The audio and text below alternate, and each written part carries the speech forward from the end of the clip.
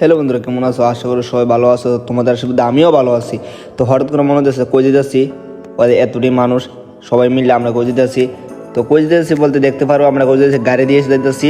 তো যাইতেছি কই, একটু পরে তোমরা জানতে পারবা যে আমি কই যেতেছি আর আমরা সবাই মিলে যাইতেছি। তো তোমরা তো একটু আন্দাজা করতে পারছো যে আমরা কই যেতেছি, এতটুকু মানুষ আর আমাদের শরীরের ড্রেস টুপি দিকা।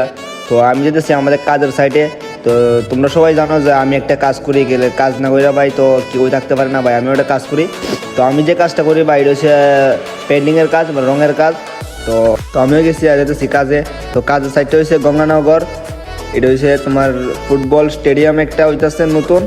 তো স্টেডিয়ামটা অনেক সুন্দর, তোমরা দেখামো স্টেডিয়াম কত সুন্দর। তো সবাই কথাবার্তা করতেছি, সবাই রং টং এন বালতি দিয়ে মাখামাখি হইতেছে। তো সবাই আমরা দাঁড়া রয়েছি, তো রং করতেছি।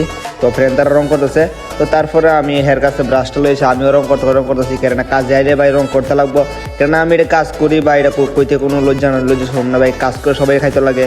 তো ভাই তো কাজ করে সালাইছি। তো এটা হচ্ছে ফুটবল স্টেডিয়ামটা ভাই, এত সেরা ভাই কি কমো, একদম দুর্দান্ত।